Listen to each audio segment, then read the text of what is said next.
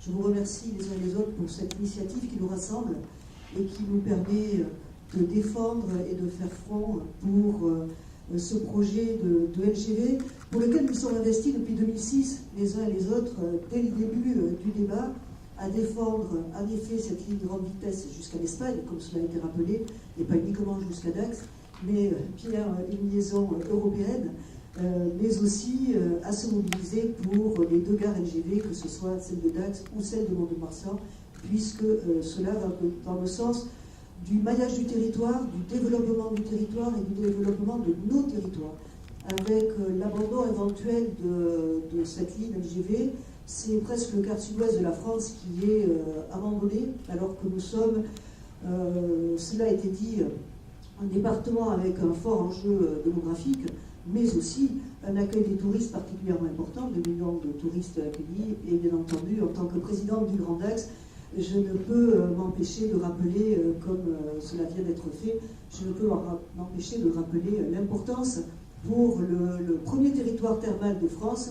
de pouvoir accéder à la ville de Dax, bien entendu, de façon confortable, sécure et plus rapide dans le temps. Et puis avec des liaisons qui iront du sud de l'Espagne, j'espère un jour, jusqu'au nord de l'Europe. Donc je rappellerai très brièvement les enjeux, parce qu'ils ont été dit par les uns et les autres, ces enjeux de développement économique, ces enjeux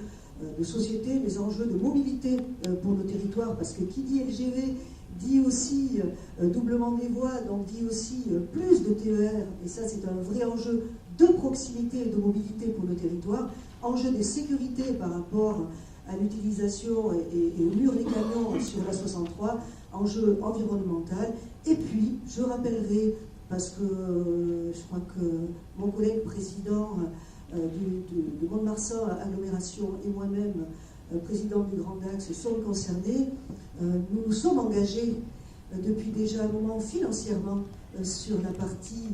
Tours-Bordeaux. Nous nous sommes engagés financièrement de deux territoires à participer à hauteur de 10 millions d'euros. C'est chose quasiment faite, mais avec une condition, c'était bien la continuité Bordeaux-Espagne, qui s'est transformée ensuite en Bordeaux-Dax et qui finalement devrait s'arrêter à Bordeaux. Alors on aimerait bien que les engagements que nous avons pris soient aussi respectés et que l'engagement financier accompagné par les contribuables puisse aussi servir à nos territoires. Merci.